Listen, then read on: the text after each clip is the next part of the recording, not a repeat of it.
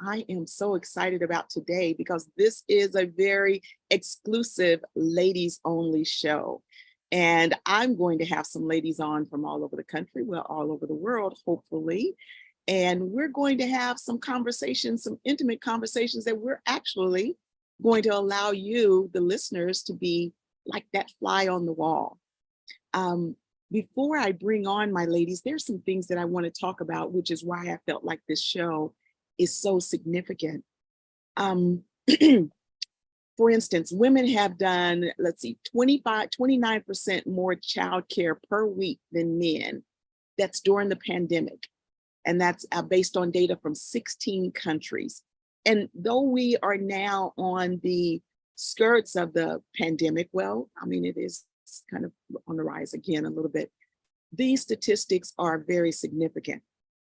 For instance, also nearly 1 in 2 women reported that they are someone that know or have experienced violence since the start of the pandemic, and then now even following the pandemic.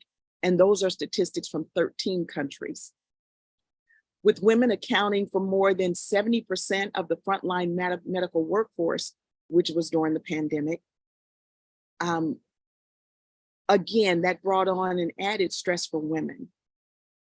Women are twice as likely to suffer from severe stress and anxiety as more than men, as far as, and that's from a report from the Journal of Brain and Behavior.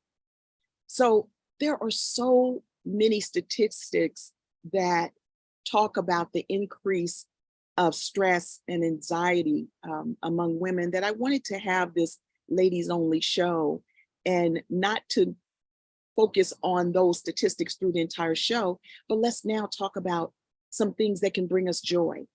How do we get over hurdles that we will experience in life? How do we measure our success even? So that being said, I have a couple of ladies on already, and let's bring our ladies on. So we have, now, since we have just a few on right now, let's introduce yourself. Give us your first name and what is your city. So Angela, tell us where you're from. Hello, everyone. My name's Angela from Greensboro, North Carolina. North Carolina. Thank you for coming on. And Karen.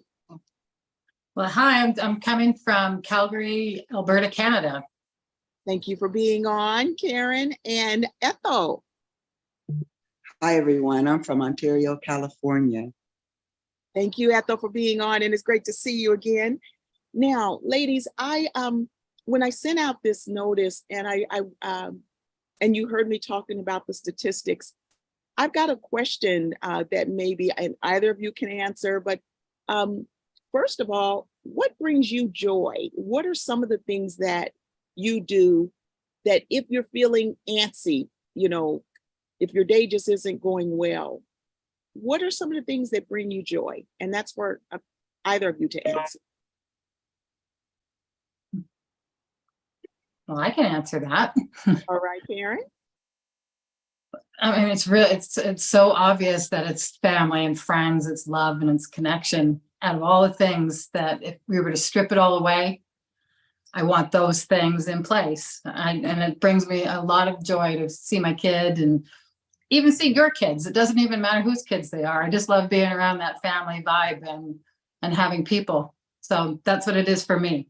Yes, good. Either one of you, Angelo, Ethel? What brings me joy? What brings me joy is me.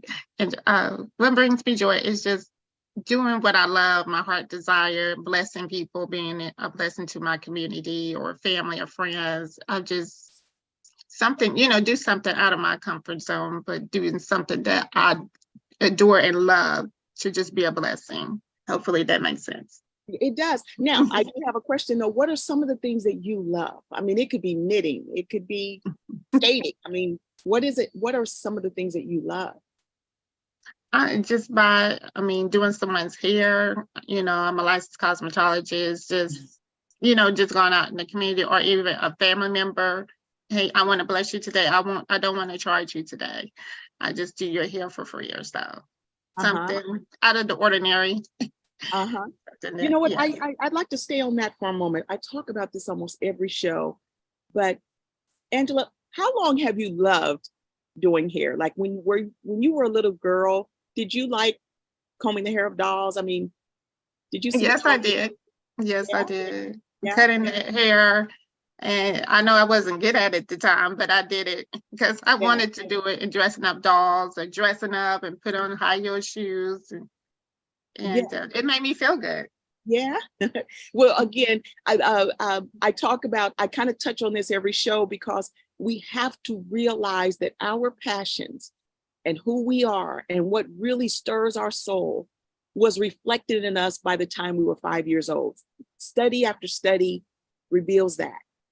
And so often, because of what happens in life, whether it might be the growing trend for what's the best career or whatever, we switch doing the things that we love based on because we just need to get paid. We need a check. And Right. and then, but studies have shown, and many of you saw this when I sent out the invite and the announcement about the show, that 75% of people are in jobs that they hate. They literally hate. No, I'm sorry, 85%. And so if we're not doing what we love 9 to 10 hours a day, and maybe sometimes longer, if that's including your commute to and from work, then we wonder why why anxiety among everyone is high. We wonder about why there's domestic violence, substance abuse, obesity, child abuse. And so this show is to help us to connect to ourselves more and what brings us joy. How do we get over hurdles and that kind of thing? So that's why I asked that, because you've been demonstrating what you love, and thank God you're doing it as a career. Yes. Thank you. So Miss Ethel, tell us what brings you joy. Oh, what brings me joy is serving my community, being in harmony with my family, my husband, my children. But I like to talk. I just noticed I've been talking since I was a little girl, like you said, and I end up being a pastor and doing workshops and always on the camera sharing, because I just like to talk and help people with my life experiences, my failures, my successes. If I can help you some way, if I can share something that will help you, that's my whole goal in life, to be able to help someone. Yes. And Ethel, since I've known you, I mean, we met some years ago, and thank God you even have a spouse that the two of you, your passions coexist together, and you guys are making a tremendous difference with people there in your city and surrounding areas. And so I'm very proud of you also. And I wanted to publicly say that because we've had a long-standing relationship, and glad that you guys are still doing what you do. Thank you. Thank you. Now, Karen, both you and Ethel, when you talk about family and loving children, Karen, you know, one of the regrets, there are three main regrets that I will share later, but one of them that a lot of people have said, and they ask these people this like on their deathbed. And one of them was that they regretted not spending more time with family. And so I heard you when you were saying that you enjoyed spending time with family. And sometimes that's difficult for people because like myself, I moved, you know, 2,000 miles away from my family very young. And I didn't realize, and I didn't think about it as a young mom, that I was moving my boys also away from their support systems. And so it's harder for families to get together when we all live so far away. Ladies, are any of you experiencing that? Do you have family that is close to you continuously, or do you have to travel to visit with family? Well, I'm from California, and I'm in 1983, 20 years old. I decided I'm going to go I thought I was going to Mexico. I ended up in Canada. I don't know how that happened, but I fell in love with Vancouver is what happened. And I met a man, and he actually was from Calgary, completely tricked me. But I left my country and I moved about 2,000 miles away too. And now it's 40 years later. And just in this last week, I thought to myself, if I could have changed one outcome of decisions that I made a long, long time ago, I would have stayed near my mom and my sister and my cousins and all those. I had a family in California, and I Mhm. left them thinking I was going to create a family, young. I was Yeah, young. yeah. And I was like, I wanted something, and I was like, I had it, but I couldn't see it. And Mhm. so, I don't want to say it's a regret because I have a life, but I'm here in Calgary specifically because my daughter's here. So I've made a decision. I'm a West Coast beach girl, mountain girl, but I'm in the prairies of Canada where it's 30 below zero because my family's here. So, Yeah, yeah, yeah. it's that important. Well, that leads me to my next question. How do we pivot? How do you gain the courage to do something that normally you wouldn't do, or do you do it at all? I mean, sometimes when something comes up, like to make that move to another country, so often people will stay in the same position or stay, whether it's at work or stay in the same city.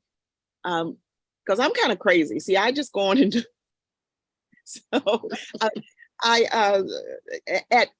think I was 25, and I was divorced from my boy's dad, and I wanted to live. I was tired of Kansas City, and I told my mom, I said, I want to live. I've always loved plants, and I said, I want to live where my plants can live outside year round. I want to be close to the beach. I love the ocean. Had never been around the ocean. I just, as a little girl, used to always draw beach pictures with this one palm tree that kind of hung over with the sunset in the background in any movie. I mean, that's why I loved Elvis Presley and his beach movies. I mean, I wanted to be by the ocean, and I just decided I was going to move, and that's what I did. And so, but that's just me, because I always figure if it doesn't work, I can go back. I'm not running from anything. It's not like I made a jailbreak, and can't go back. So I will just dive in. But everybody's not that way. And a lot of times when I make that choice, a lot of times I have regrets because it wasn't always easy. It was a hard road. I didn't have a roadmap. But for someone else, do you ladies, like you just shared your experience, Karen, where you went to, you up and moved to Canada. Ladies, do you have any other experiences where you hesitated, but you made a move, or you had courage to do something different? No, I didn't have the courage to move far away, but I had an opportunity to go away to college. I'm like 2 hours away, but I just had family and friends here and my significant other here. So I'm just like, I'm thankful. Had friends and family where, in North Carolina, even in Georgia, what's another place, Maryland, and also in New York. It's just been, some of my family is spread it all over the United States. And I just like, it's good I'm glad we have social media, because sometimes I have to reach out to them by messenger, social media, which I think is a good tool. It depends how you use it. And, cell phones, we try to keep in contact with each other, calls even just once or twice a year, or either sometimes I haven't seen them in years. So I'm just like, it depends what season in people's lives. Or, sometimes it might be a career move or children, but they don't have any children. It's probably just, I'm just glad to connect with my family, even just one person out of my family. My uncle, and my uncle lives here. My cousin, we are like neighbors. Mhm. So I'm just thankful. Just have an Yeah. opportunity Yeah. to be, yes, just Now, to connect. ladies, for family or friends that are further away, have you done more Zoom calls and been on these visual kinds of tools like we're on right now more since COVID-19? Yes. Yes. Yes. Because one of the things, there's always a positive that comes out of a negative, something, if nothing else, since I was talking a lot of statistics about COVID-19 and the results of that, one of the best things that I see that has come out of COVID is almost everyone did something via Zoom, because whether it was, e-learning with the students. I mean, I've attended a funeral via Zoom.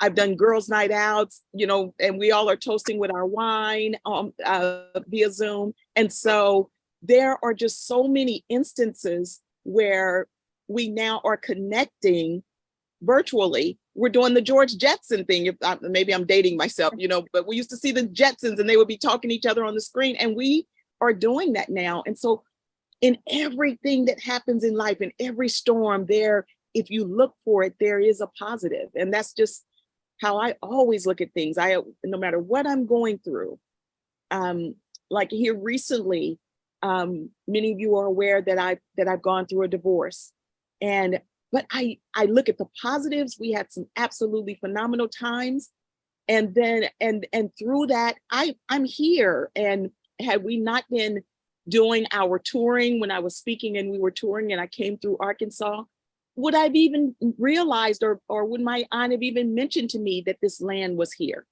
And so our journey in life, if we look at, if we stop focusing on the woe is me's of what's happening and look at the blessings that are coming out of it, there was a reason that I went through that journey. I believe it in my soul. And I don't have any animosity toward getting the divorce. I pray for him and want him to live a joyful life. It's so short. But I like that. I don't know if it's a poem or whatever, where it says people come into our life for a reason, a season, or a lifetime. Hi, Nancy. We have to realize that it's part of our journey. At least I believe that. The good, the bad, and the ugly is just part of the journey. Anybody else? Nancy, what city are you in? Unmute yourself and tell us where you are, please. You know what? I know that you said that you're not that tech savvy. So let's see. Let's see. I forgot to be looking at my chat. Let's see.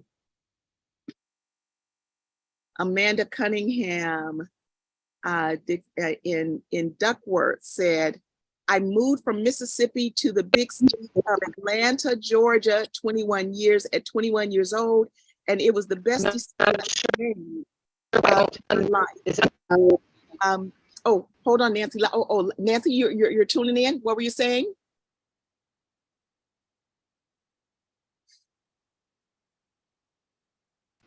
Unmute. Did I unmute? Can you hear me?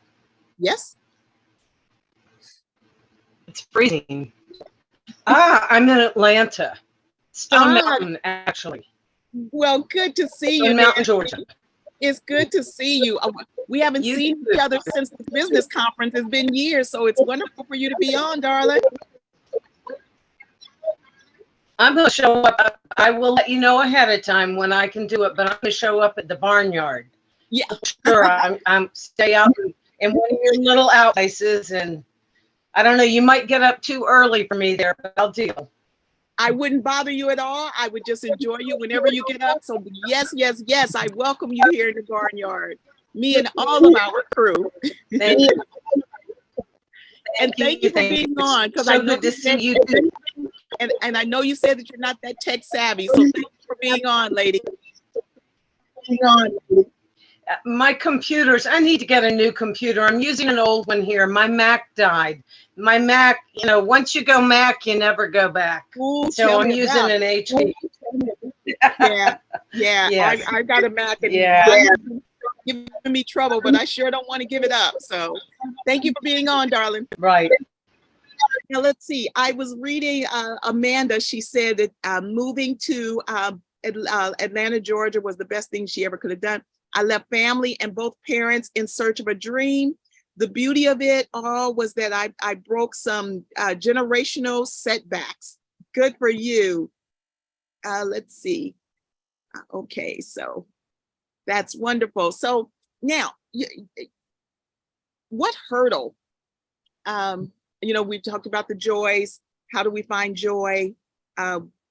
Getting courage to do something that it took us a moment to do. What's a hurdle in your life that you feel that you had to conquer? Anyone? Like I just talked about, going through my divorce and a hurdle for me, Sherita, is that You ladies don't know me, but my history is that I didn't grow up in a family that was connected. My mom was abusive with her words, and then she married a functioning alcoholic. So I didn't get the nurturing and then you're beautiful and you're smart. And then my father left when I was 5, so I never had role models to look at as far as men and how to even respect, honor, and love them. So the hurdle for me was constantly overcoming rejection and different formats and places that I find myself. And I still have to do that on a regular basis. It's just life. But like you said earlier, I take all of that and mix it together and know that there's a reason for that. And I learned many years ago, God said, you're going to have to learn to walk alone. That's not meaning that you'll be lonely, but you have to understand where I'm taking you. There's an aloneness, there's a wholeness that I have to develop in you so that you'll be able to stand in the midst of all of that and still be the person that I've called you to be. So I have to constantly, like I said, it comes and I recognize it, but I have to keep overcoming it. So I like to share that. And I'm grateful. I once heard it said, that sometimes the gifts that we're handed are wrapped in sandpaper, but and we get scratched up when we're opening that gift. But then the gift that's inside is absolutely phenomenal. And that's how I look at things that may be happening in our life. One of the ladies where I helped her develop her nonprofit, she was raped as a very young girl. And it was by a family member, but in her lifetime, she now is focused on helping young women and getting young women out of unhealthy situations. Sometimes the things that we experience in life are what leads us to what is bringing us joy in life, to make a difference in someone else's life, is because of what we have gone through. Even myself, I grew up in a very healthy family, but for the longest time, me and my mom didn't have the best relationship. And then also being hard-headed and not listening to her, I got married young, had my boys, but I just feel like all of it led me to what I do now. I've always been someone to want to make a difference in someone's life. We could be in the middle of the street playing kickball when I was a young girl, and I would see Mr. Brown up the street raking the yard. He was the oldest man on our block. And I'm like, hey, y'all, let's go help Mr. Brown. Where everybody else looked at me like I was crazy, but I'm going up the street and I help Mr. Brown. So whatever is in us is in us. We can only be who we are not for so long. And sometimes those gifts that we were handed that we wouldn't see as gifts, that sandpaper where we get scratched up, or it's truly what we're going to open up that's going to help us to blossom into further who we are. I believe that we all are here, who we are, it's for a bigger purpose than just to satisfy us. And that's why my life's goal is to help whoever I'm talking to, whoever I'm working with. What feeds your soul? What do you do that can help you to be a better you? Because when we are a better us, then everyone around us is going to benefit. So Ethel, with what you've gone through, and I believe was preparation for you to do just what you're doing. And for many of us that we may not talk about the things that what we've gone through, if we dig deep, whatever that was, the journey that we've gone through in our life was most times is a reflection from that. And there's some positives that can come out of that, even for many of you that are maybe listening. And if you haven't found that yet, dig deep about and see who you are. If it's nothing but writing notes about what is it that you love to do and where's the connection with that? When did you start loving that? So ladies, what is it? I'd like to ask those of you that are on, if you had 3 days to do absolutely nothing but what you love, not considering anyone else, because we often do that. What would you do? What is something that you would do that you absolutely love? Miss Nancy, I see you're getting ready to unmute.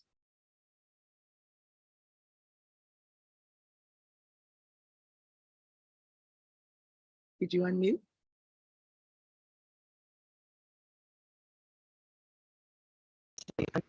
There you go. There. So I Okay, I would find one of the most joyous places I could ever go to and relax, and I would take pictures of everything I see beauty in it. I think, Nancy, I see hearts everywhere, and the you're environment. cracking, you're cracking, Nancy, but I think you said you'll take a trip to Africa. You're coming in really cracking. Can you type in the chat? Do you see the chat? Yes. Can you type what you just said? Oh, wait a minute. You came in clear that time. Say again what you said.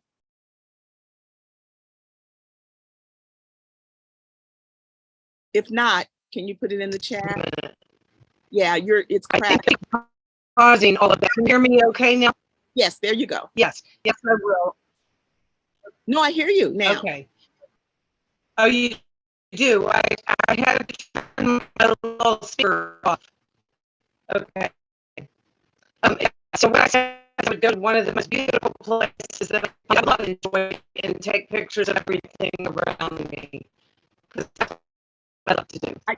I think you said, I'm not sure where you said you were going, but you said take pictures around you. And you know what, Nancy, you have an absolutely amazing eye.